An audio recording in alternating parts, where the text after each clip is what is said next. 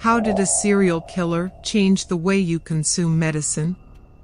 A serial killer horrifically killed several people, but he did so without knowing his victims. It all started with a string of unexplained deaths in Chicago. On the morning of September 29, 1982, a tragic mystery began with a sore throat and a runny nose. That's when Mary Kellerman, a 12-year-old girl from Elk Grove Village, a suburb of Chicago, told her parents about her symptoms. They gave her a Tylenol capsule. Mary was dead by 7 a.m. That same day, a 27-year-old postal worker named Adam Janis from Arlington Heights, Illinois, died of what was initially thought to be a sudden heart attack. His brother and sister-in-law, Stanley, 25, and Teresa, 19, from Lisle, Illinois, rushed to his house to comfort their loved ones.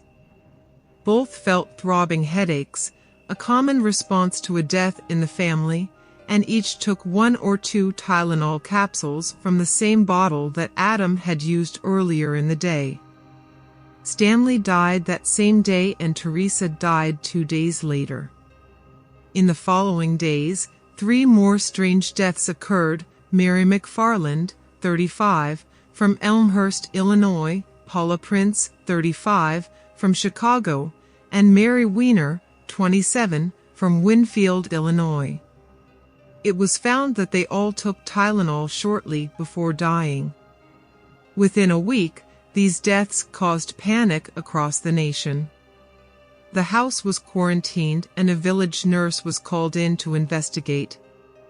She found a clue: all the victims had taken Tylenol. In the trash, she found a receipt for a bottle that had been purchased that morning. These deaths became known as the Tylenol murders. These people died after ingesting Tylenol capsules contaminated with cyanide. After discovering that someone had put cyanide in the capsules, consumers were warned not to take the medication, and 31 million bottles nationwide were recalled by manufacturer Johnson & Johnson. The pharmaceutical company tested 1.5 million bottles and found 3 unopened bottles contaminated with cyanide, bringing the total to 10 adulterated bottles. "If you had taken this medicine and it had cyanide in it, you would die," said Donahue. The investigation into the Tylenol murders was intense and involved more than 100 police officers. Investigators concluded that it was sabotage of the drug's packaging. Likely, the person would have purchased Tylenol bottles at different points of sale in Chicago over several weeks and added cyanide to the capsules with a syringe.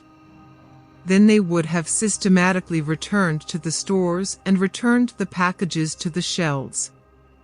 The main suspect in the case was James Lewis. Although no one has been charged with the Chicago murders, Lewis was sentenced to 12 years in prison for extortion after sending a letter to manufacturer Johnson & Johnson demanding $1 million to stop the killing. He was released from prison in 1995 and has always denied being behind the murders.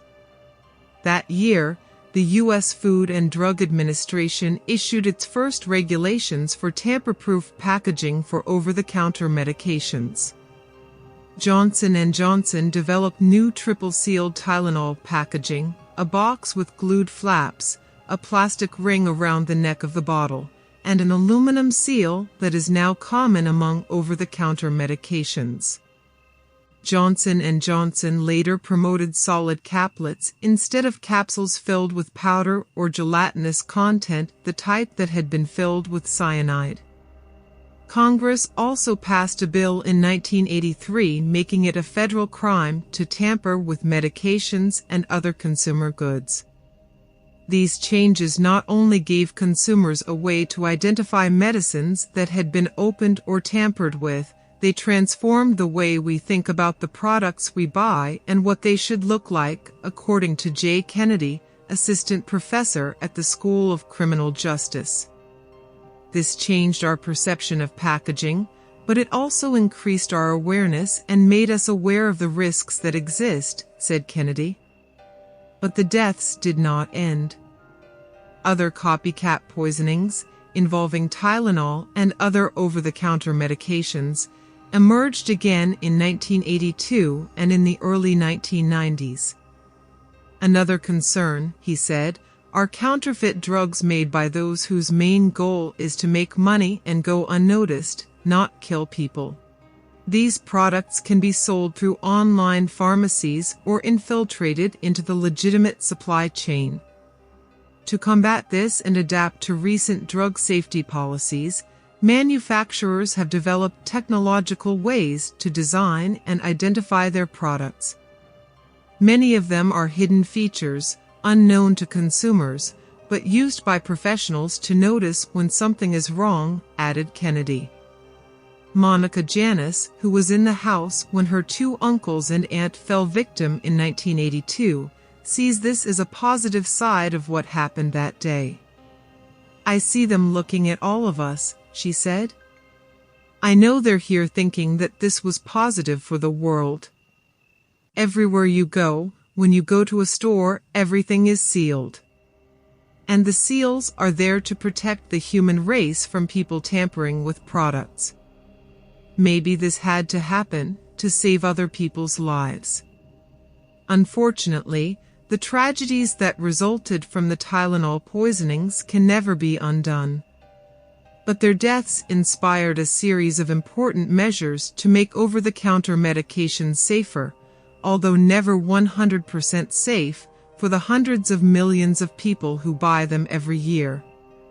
Although there are serial killers who have killed many more people.